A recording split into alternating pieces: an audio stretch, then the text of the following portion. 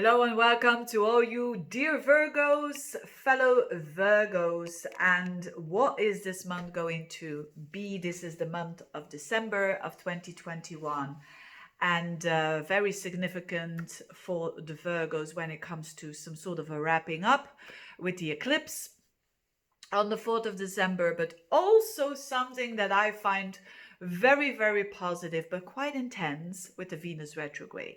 So let's get started with these eclipses. So I've been talking about the eclipses in Sagittarius, Gemini, and so on. And this is the last eclipse that's going to happen in those signs. It's going to be on the 4th of December.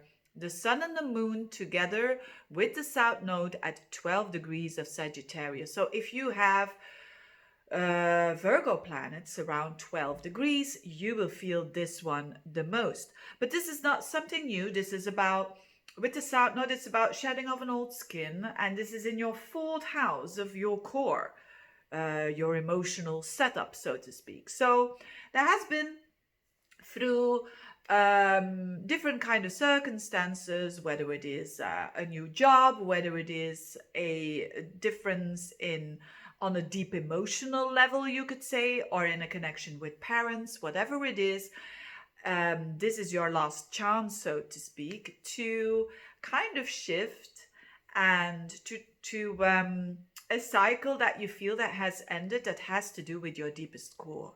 It has to do with your deepest, the fourth house, that is where you're coming from.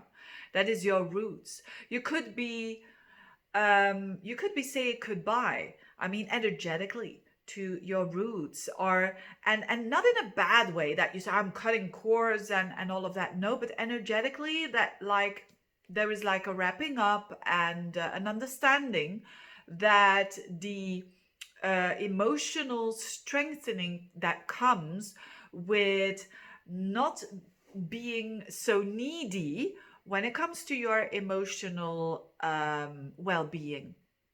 So it's very strong, it's very powerful. It's not but again, this is not something new. This is what I've been talking about for quite a long time, and this is to empower you so that you are ready to express yourself through your work. And later on in the year, it's gonna be more a bit towards your belief system and where you believe in, but later on for next year.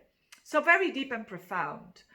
But what I found really, my cup of tea, because I'm that kind of Virgo, who has Venus in Scorpio, and this is very, maybe you are as well, chances are high if you are a Virgo that you have Venus in Scorpio. But anyway, besides from that, this is going to be a scorpionic, plutonic kind of month. The whole month. We are going to have Venus in Capricorn, which is amazing for you Virgos, because it trines your energy and it's in your fifth house of self-expression. So there's definitely, you're already feeling it now as you watch this video, maybe in November, because Venus is already there in Capricorn. And normally it stays in a sign for like 3-4 weeks, but now it's going to stay there for March, up until March of 2021. Now, because you are a fellow Earth sign, it means that, and especially around, I'm going to talk about that next year, around the end of February, there's some sort of a windfall for you, dear Virgos, especially the ones who have Virgo planets around 26 degrees. But we'll talk about that later on. So this Venus retrograde is actually the sign that's going to benefit most of this, although it is a difficult, not difficult, but challenging. It's a challenging transit because it's plutonic, and Pluto is never easy. It isn't.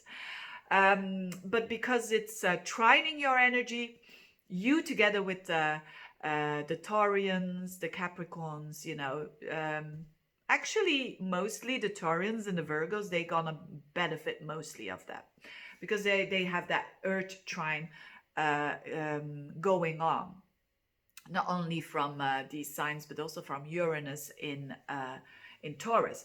But what this means is that, yes, there is some transformation coming up, because Venus is going to hit Pluto 3 times. And actually the whole month of December, it's going to be with Pluto.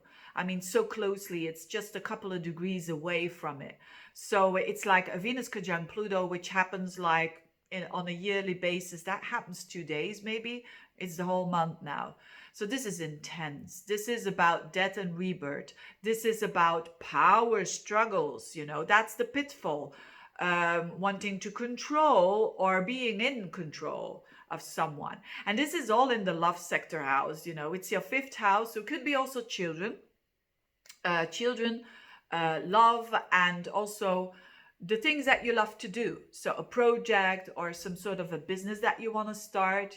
This is all very transformative energy. How to deal with it at its best? It is when you feel you're at the end of someone has a lot of power.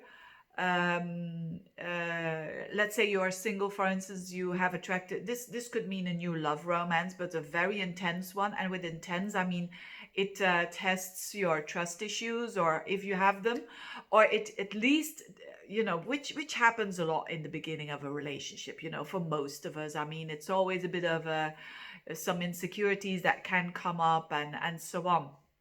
This can definitely be the case if you meet someone new. But the thing is, the pitfall is actually wanting to have control over this. So, in other words, if you want to control your child, maybe he or she is doing things that you don't like. If you want to control that, if you're forcing it, this is exactly the opposite that the universe is wanting from you to happen. But it will not be easy because this is compulsive energy. The same in relationships. If you really want that someone sees you and is not giving you that, that proof that this person is seeing you, for whatever reason, the pitfall is that you're trying to do everything you can to force that person to see you. This is not recommended, again, because this is another form of control. Or someone else would be doing that to you. They want you to do things that you don't want to do, actually, or everything that has to do with an agenda here. So is not recommended, period. So the more integrity you have, the more pure you are in your intentions, then you can really find, for instance, if you're single, you can really find true love. I don't care what people say or astrology is saying about the Venus Pluto. I mean, there's definitely going to be people who see this in another way. And I want to read astrology at its highest form, because I do believe very strongly when you are connecting with the highest point of yourself, so to speak, that you can aim towards that. The lowest point is indeed control, and is indeed trying to manipulate others or being manipulated and all of that. But the highest form is authenticity, is realness, is trueness, is trusting in the universe that whatever it brings to you, it's basically what is supposed to be with you. So that can help you in this compulsive energies. I mean, towards a child, for instance, this is very, very easier said than done.